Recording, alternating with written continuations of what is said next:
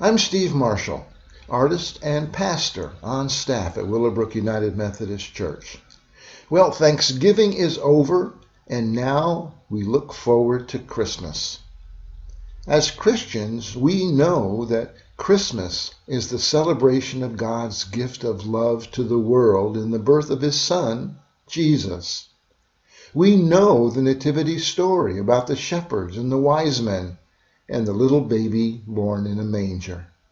But all of that seems to get lost in the overwhelming commercialism of the Christmas season, a season that now begins the day after Halloween. Thanksgiving is a brief respite, but then comes Black Friday and the shopping begins in earnest. And who takes the blame for this? Who is the symbol of the secular celebration of this happy holiday? A jolly white-bearded elf, dressed in red, who brings toys and gifts to everyone in virtually the whole world. Yes, Santa Claus. The question is, how did the kindly Christian saint, good Bishop Nicholas, become a roly-poly, red-suited American symbol for merry holiday festivities and commercial activity? Although the story begins centuries ago in Western Europe, the modern Santa was born in the 1820s, primarily through the immensely popular poem A Visit from St. Nicholas, better known now as The Night Before Christmas. Artists took their cue from this poem's description of a jolly little red-suited elf, and over time, our modern Santa Claus emerged. It's been a long journey from the 4th century Bishop of Myrna, St. Nicholas, who showed his devotion to God in extraordinary kindness and generosity to those in need, to America's jolly Santa Claus, whose largesse often supplies luxuries to the affluent. However, if you peel back the accretions, he is still Nicholas, Bishop of Myrna, whose caring continues to model true giving and faithfulness. There is growing interest in this country in reclaiming the original saint in order to help restore a spiritual dimension to this festive time.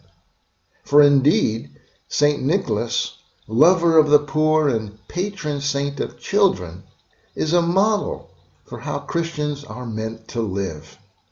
As bishop, Nicholas put Jesus Christ at the center of his life, his ministry, his entire existence. Embracing the true St. Nicholas is one way to claim the true center of Christmas, the birth of Jesus. And although children will still continue to expectantly await the arrival of Santa with his presents, we can have our own Christmas list with wishes for the true gifts of this holiday season: peace, love, and joy.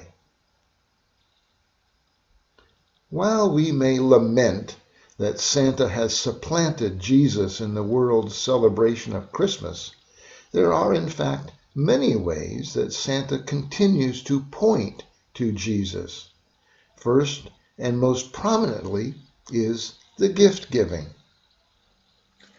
While the emphasis is on the commercialism and the rampant spending, at its heart is the commendable notion of showing our love through buying or making a gift for someone.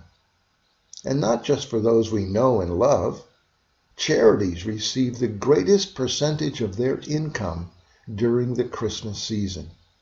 Toy drives in nearly every town in America provide gifts to underprivileged children who might not otherwise receive a single gift for Christmas.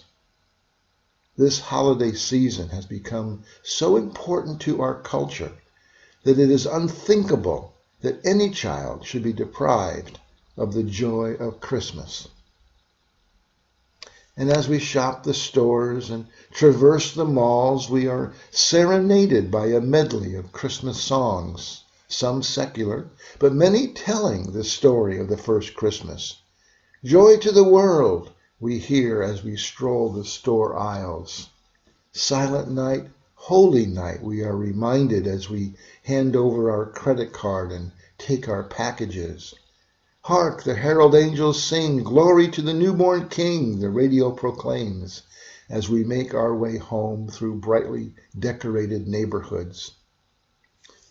Through the weeks of shopping and decorating, as we prepare once more to celebrate Christmas, we can't help but hear about that holy night long ago. Now, there are some similarities between Jesus and Santa Claus. Both wear beards. Both love children. Both know when you are naughty and nice. But a big difference is how they treat those who are naughty and nice. Some parents like to use Santa as a threat. Be good or Santa won't come. We are told that Santa keeps a list of those who are naughty or nice, and he checks it twice. The nice are rewarded with toys and gifts. Those who are naughty get coal in their stocking. There is a system of reward and punishment that fits very nicely into our American idea of justice. The good are rewarded, the bad get their just desserts. But the fact is, we know that none of us is perfectly good all the time, and so we hope that Santa overlooks our faults, or at least grades on the curve. Jesus, on the other hand, came because none of us are nice enough, even though we like to think that we are.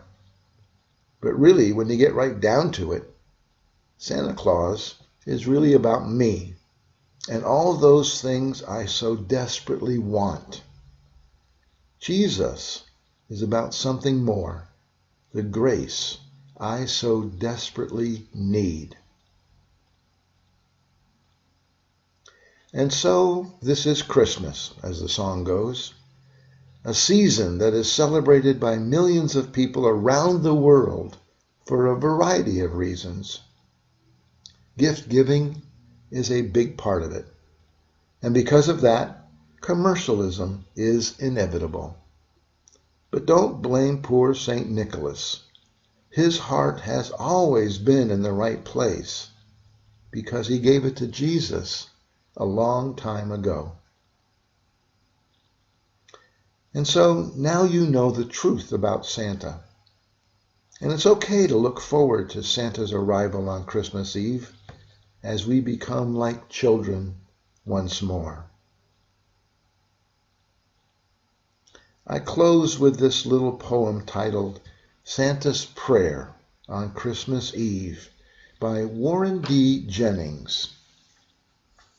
And I think this is a nice way of thinking about Christmas.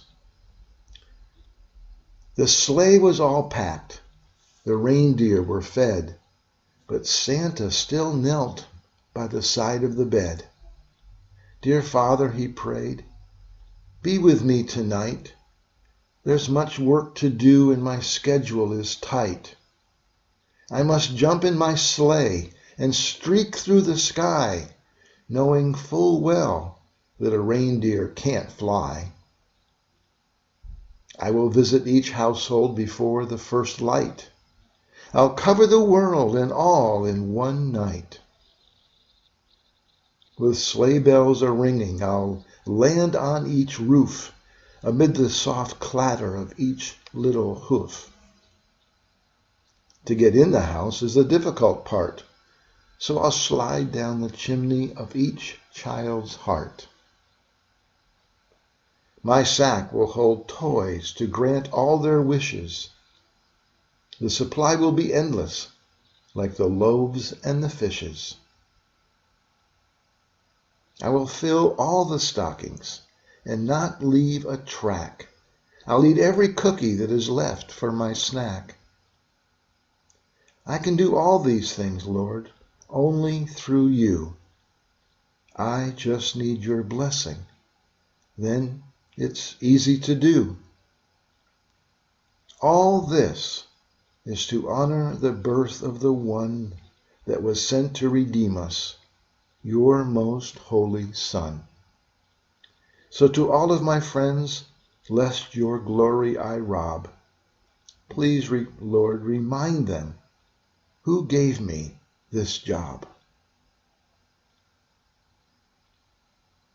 Let us give our hearts and our lives to Jesus this Christmas as our gift in response to God's greatest gift of himself, God's gift of love and eternal life in Jesus Christ. Merry Christmas.